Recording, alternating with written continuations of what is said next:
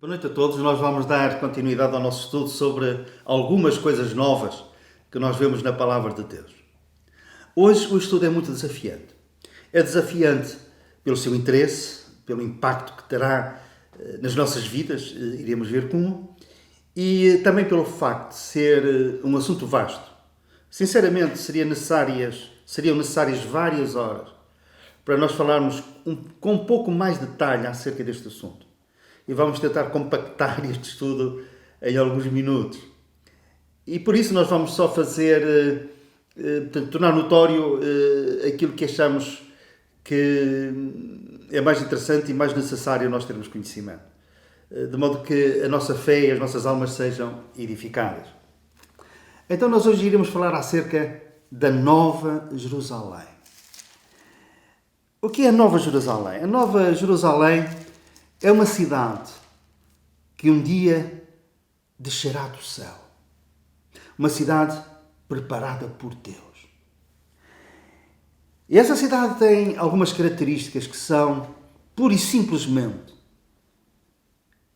inimagináveis para nós, impressionantes em toda a linha. Em Apocalipse, no capítulo 3, no versículo 12, nós temos uma referência a essa cidade. Numa das cartas que o Senhor escreveu às 7 igrejas, no capítulo 3, versículo 12, nós lemos assim: Ao vencedor, diz Jesus, falou coluna no santuário do meu Deus, e daí jamais sairá. Gravarei também sobre ele o nome do meu Deus, o nome da cidade do meu Deus, a nova Jerusalém que desce do céu. A nova Jerusalém que desce do céu. Depois nós temos, além de João, nesta referência, nós em Apocalipse capítulo 21 temos mais detalhes, temos mais pormenores acerca desta nova cidade, a Nova Jerusalém. Mas não somente o profeta João falou acerca desta Nova Jerusalém. A Bíblia diz que pelo testemunho de 2 ou 3 pessoas, por 2 ou 3 testemunhas, toda a verdade será confirmada. Cuidado em fazermos doutrinas assentes apenas numa passagem isolada. A Bíblia diz um pouco aqui, um pouco ali. Comparar Escrituras com Escrituras. E acerca deste assunto tão magno, tão importante, nós temos então o testemunho do profeta Isaías no capítulo 60. Temos uma referência de Abraão a esta cidade. E temos também o testemunho do apóstolo João. Algumas características desta cidade. Isaías diz que nesta cidade ela não será iluminada pelo sol de dia ou pela lua de noite. A luz virá da glória de Deus.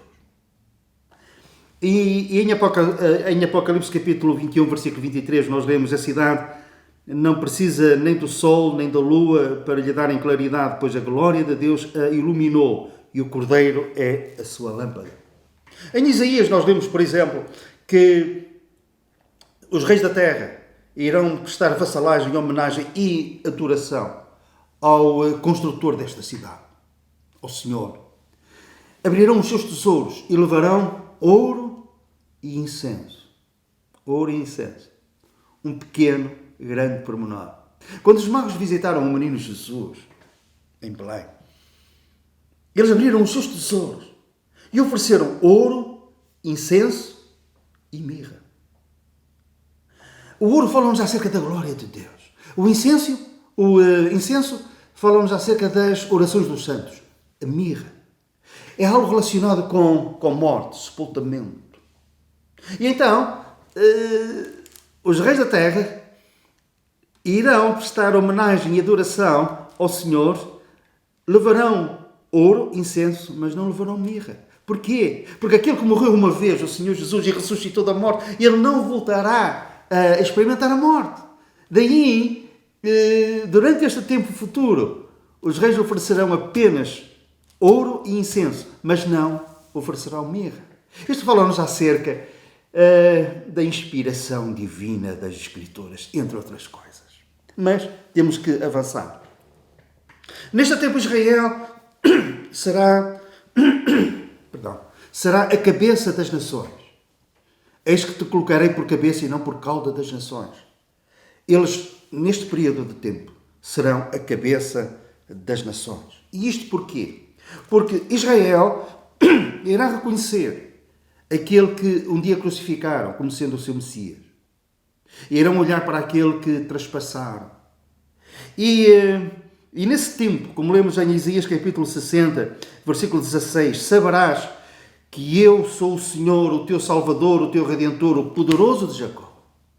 E isto transporta-nos para o tempo em que esta cidade descerá do céu. Sem entrarmos em grandes justificações por falta de tempo, isto vai acontecer durante o milénio, que é um período de 1000 anos em que Jesus reinará na terra. E esta Nova Jerusalém será uma espécie de, entre outras coisas, de sede administrativa deste reino mundial implantado por Deus. Jesus será o Senhor dos senhores e o Rei dos reis. E lemos que nesta cidade que não haverá necessidade de templo. Porquê? Nela não vi santuário, não vi templo, porque o seu santuário é o Senhor, o Deus Todo-Poderoso e o Cordeiro. A cidade é uma manifestação de Deus o Pai e do Cordeiro de Deus, o Senhor Jesus Cristo. Esta cidade descerá do céu e será algo sumptuoso. Nós lemos que o seu fulgor será semelhante a uma pedra preciosíssima, como pedra de jaspe cristalina. Lemos que esta cidade terá 12 portas. E cada porta tem um nome de cada uma das 12 tribos de Israel, o que nos remete para a nação de Israel, o nome de cada apóstolo. Melhor, o nome de cada tribo. Mas cada porta em si é uma pérola. Não conseguimos imaginar. A cidade terá 12 fundamentos. E cada fundamento é composto, está adornado de toda a espécie de pedras preciosas, como lemos em Apocalipse 21, 19.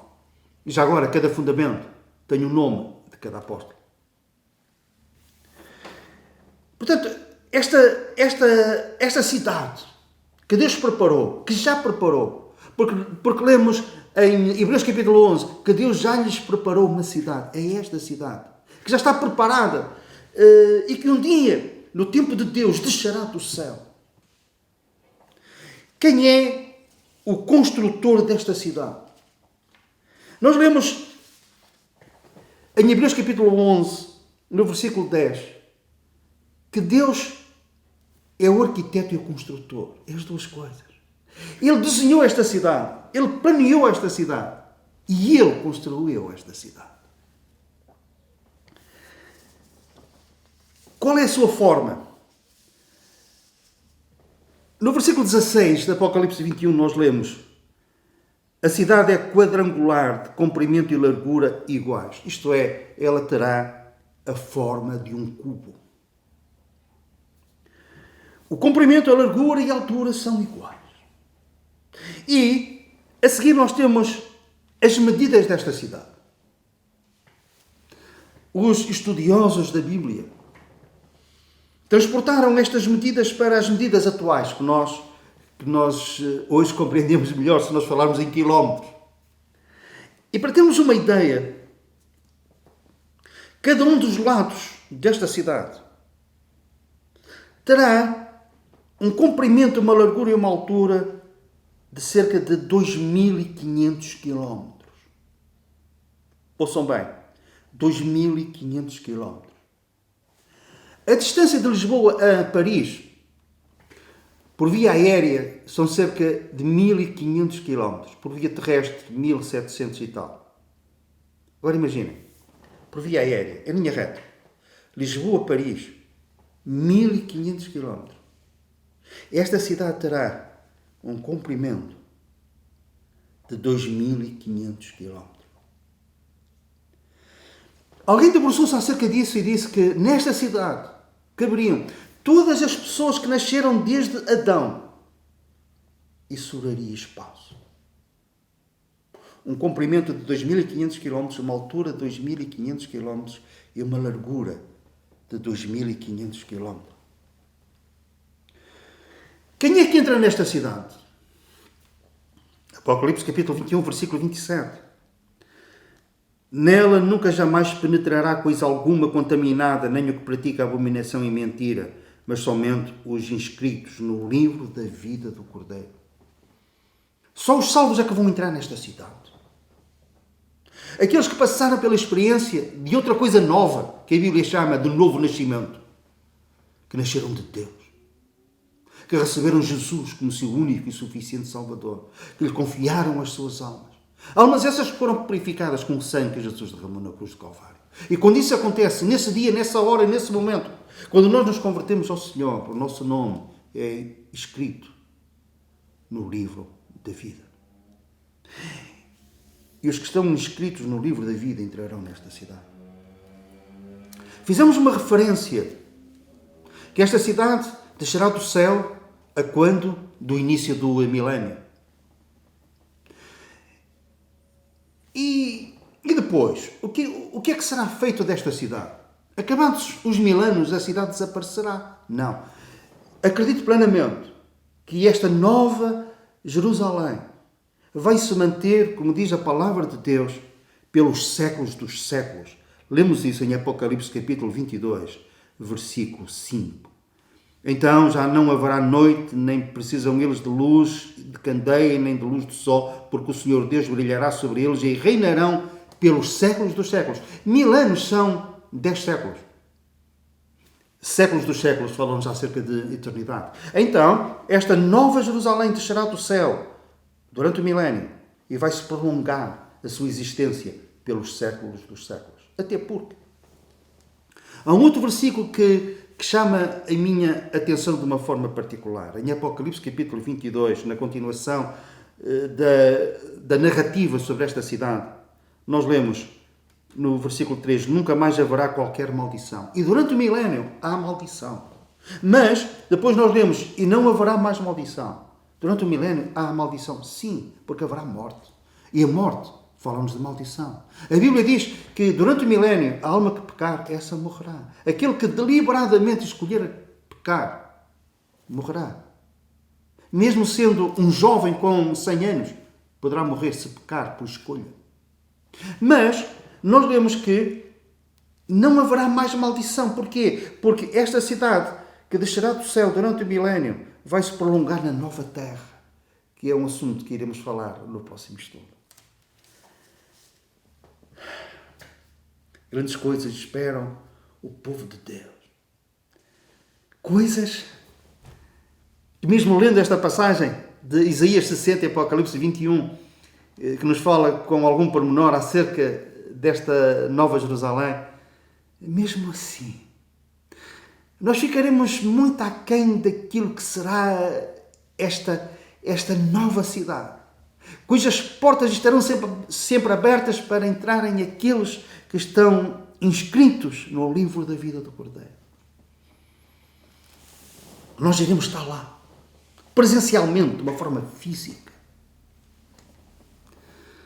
E o meu convite, o meu apelo, para que todos aqueles que tenham a oportunidade de verem este vídeo possam parar agora e falarem com Deus, com o Senhor, com aquele que preparou esta cidade, que a projetou e que construiu. E que reconheçam a necessidade de Deus para serem salvos.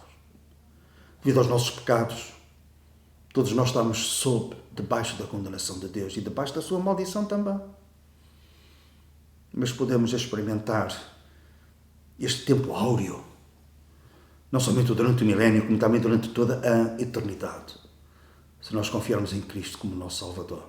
E se tu hoje o receberes como Senhor e como Salvador, que o Senhor te abençoe poderosamente desta maneira. Amém.